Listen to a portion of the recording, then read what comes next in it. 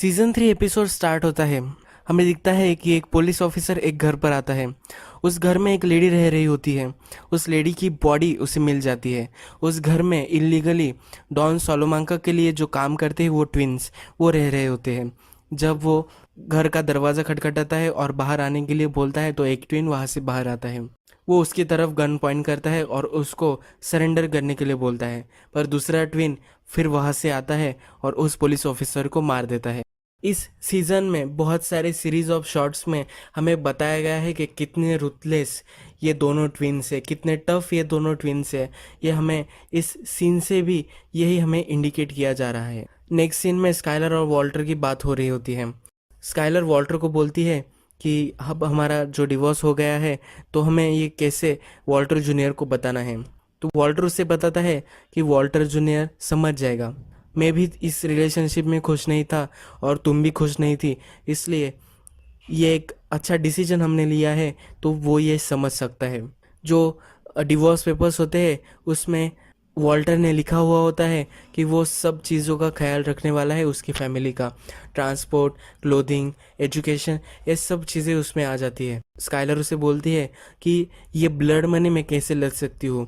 तो वॉल्टर उसे बोलता है कि तुम्हारे पास कोई चॉइस भी नहीं है। वैसे भी जो 6 मंथ प्रीवियस 6 मंथ्स थे वह उसमें तो यही पैसों से हम घर चला रहे थे।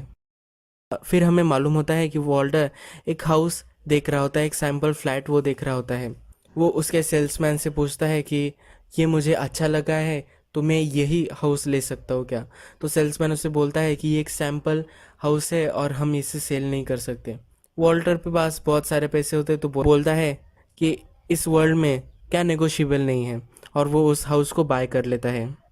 नेक्स्ट सीन में हम लॉस पोलोस में आ जाते हैं।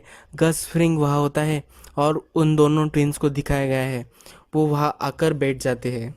उसके बाद जेसी अपने फ्रेंड्स को मेथ दिखा रहा होता है। वो बोलता है कि ये मैंने कुक किया है, तो उसके फ्रेंड उसके बहुत अप्रिशिएट करते हैं। बैजर जो होता है तो वो भी उस मेथ को ट्राई करके देखता है।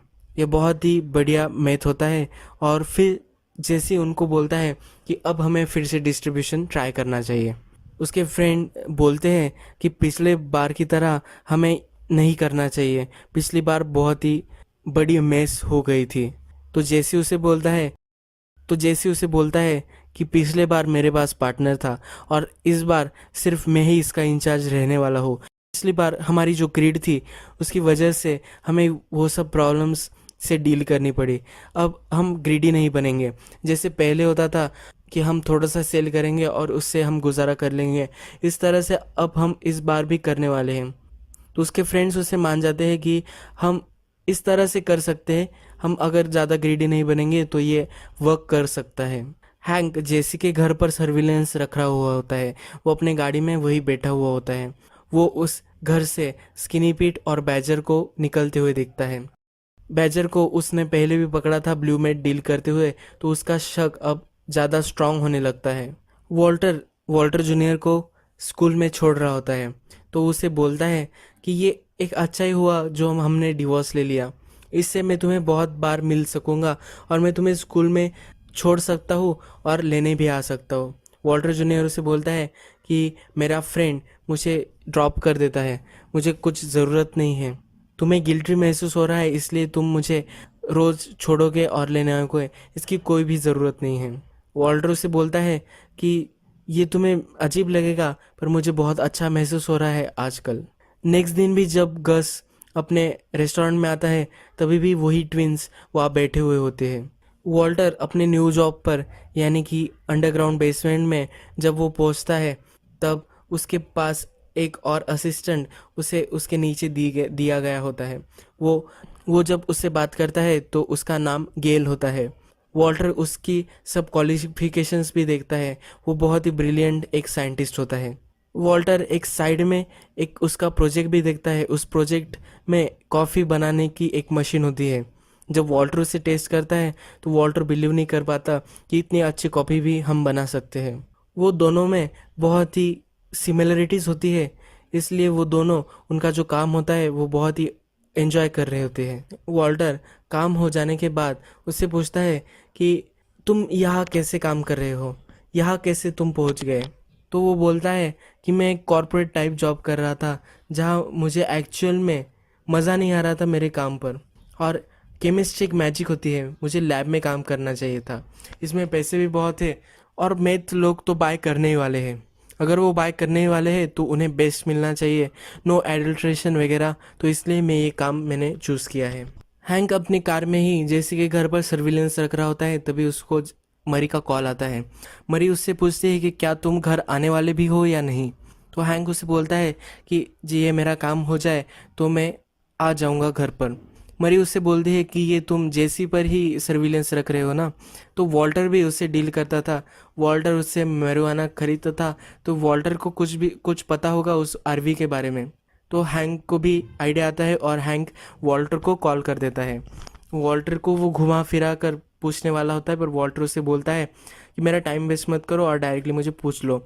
तो वो वॉल्टर से पूछता है कि जब तुम जेसी के साथ डील कर रहे थे तो तुमने एक आरवी या कुछ वैन तुमने देखी थी या नहीं। तो वॉल्टर उसे बोलता है कि मैंने ऐसा कुछ नहीं देखा। वॉल्टर बहुत ही डर जाता है क्योंकि अगर हैंक को वो मिल गए तो वॉल्टर के बहुत सारे फिंगरप्रिंट्स वगैरह उस वैन पर है और वॉल्टर को वो उससे कनेक्ट कर लेगा। तो वो डायरेक्टली जेसी को कॉल करता है, पर जेसी के घर पर सर्विलेंस हो सकती है, उसका फ़ोन टैप हो सकता है, इसलिए वो जेसी को कॉल कर कर उससे कुछ भी नहीं बोलता।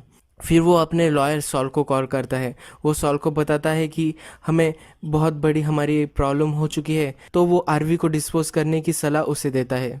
सॉल के पास भी कुछ प्लान नहीं होता है कि उसको कैसे डिस्पोज करना है। आरवी जहाँ रखी हुई होती है वहाँ वॉल्टर आ जाता है। वॉल्टर बोलता है कि हमें अभी के अभी इसको यहाँ से उठाना पड़ेगा। बैजर भी वहाँ होता है और बैजर का कज़न वॉल्टर से पूछता है कि ये सब तुम क्या कर रहे हो।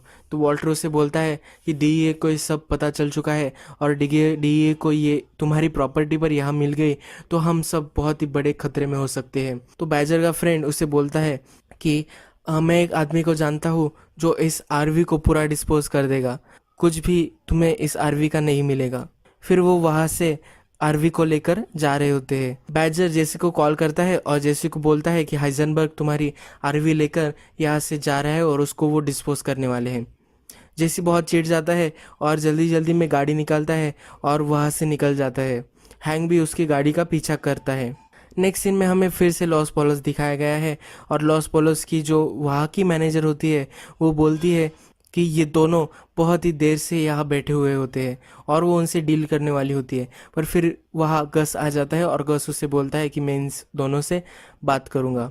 वो दोनों ट्विंस उससे पूछते हैं कि अब वॉल्टर का क्या करना है, जल्दी से हमें कुछ ना कुछ वॉल्टर का करना पड़ेगा। गस उनसे बोलता है जब शाम हो जाएगी तब मुझे मिलो और हम उससे बात करेंगे। वॉल्टर जो स्क्रैप करने वाला होता है उसके पास जाता है, उसे पैसे देता है और उसे बोलता है पूरा काम अच्छे से हो जाना चाहिए। वो उसे अश्योर करता है कि तुम्हें ये कहीं भी नहीं मिलेगा, ये डायरेक्टली हम ओशन में फेंक देंगे और ये किसी को भी इसका पता नहीं चलेगा। वॉल्टर उसकी गाड़ी उसने नहीं लाई होती तो वो उसके एक कैब बुक करने के लिए बोलता है। फिर जेसी वहाँ आ जाता है। जेसी आने पर वॉल्टर बहुत ही ज़्यादा गुस्सा हो जाता है जेसी पर और वॉल्टर गाड़ी में से देखता है तब वहाँ हैंक भी आया हुआ होता है और हैंक उन पर नज़र रख रहा होता है। हैंक गाड़ी से बाहर निकलता है और आरवी के पास आता है। आरवी को वो खटखटाता है और बोलता है कि अब मैंने तुम्हें बस्ट कर लिया है और अब तुम्हें वैन से बाहर आ जाना चाहिए। पर तभी स्क्रैप करने वाला जो होता है वो हैंक से बातचीत करना स्टार्ट कर देता है। वो बोलता है कि तुम मेरे प्रॉपर्टी पर हो और तुम ट्रेस पासिंग कर रहे हो। फिर हैंक उसे बोलता है कि मेरे पास एक प्रोबेबल रीज़न है कि मैं इस प्रॉपर्टी पर आ सकता हूँ और वैन की तलाशी ले सकता हूँ। तो वो उसे बोलता है कि ये एक वैन नहीं है तो एक रेसिडेंशियल है। हैंक बोलता है कि इस पर तो व्हील्स वगैरह सब कुछ है। तो वो उसे बताता है पर तुमने इस प्रॉपर्टी पर इसको मूव होते हुए नहीं देखा, तो तुम ये बता नहीं सकते कि ये रेसिडेंशियल है या एक आरवी है। वो उसे लीगली बहुत ही ज़्यादा परेशान कर देते हैं। तो हैंक उन्हें बोलता है कि अब तो ये वैन इधर ही होने वाली है तो मैं एक लीगली वारंट भी ला सकता हूँ। तो वो वारंट लाने के लिए अपने गाड़ी में से कॉल कर देता है। जेसी और वॉल्टर दोनों अंदर ही होते हैं और जेसी वॉल्टर को पूछता है कि क्या हम इससे बच सकते हैं, कि क्या तुम्हारे पास कोई प्लान है। तो वॉल्टर उसे बताता है कि हाँ मेरे पास एक प्लान है। फिर सॉल उसके असिस्टेंट से हैंक को एक कॉल करवाता है। हैंक को वो बोलते हैं कि तुम्हारी वाइफ का एक्सीडेंट हो चुका है और उसको एक हॉस्पिटल में ले जा रहे हैं। हैंक बहुत ही डर जाता है और फास्ट गाड़ी चलाकर उस हॉस्पिटल में पहुंच जाता है। जब वो हॉस्पिटल में पहुंच जाता है तब उसे मालूम होता है कि ऐसा कुछ भी नहीं है और मरी का भी उसको कॉल आता है। वो बहुत ही ज़्यादा गुस्सा हो जाता है। हैंक के जाने के बाद वो पूरी आरवी को स्क्रैप कर डालते हैं। जब इवनिंग में गस उन ट्विंस को मिलने जाता है तो वो उन्हें बोलता है कि वॉल्टर वहाँ था जब टुको को मारा गया, पर वॉल्टर ने टुको पर गन नहीं चलाई। वो एक डीए एजेंट था। तो वो बोलते हैं कि डीए एजेंट्स को हम नहीं मार सकते, ये हमारा कार्टेल अलाउड नहीं करता। तो गस बोलता है कि ये मेरा इलाका है, यहाँ हम कुछ भी कर सकते हैं, तुम्हें कोई भी प्रॉब्लम नहीं होगी। उस डीए एजेंट का नाम भी गस बोल देता है। हैंक का नाम वो उन्हें बता देता है। यही ये एपिसोड ख़त्म हो जाता है।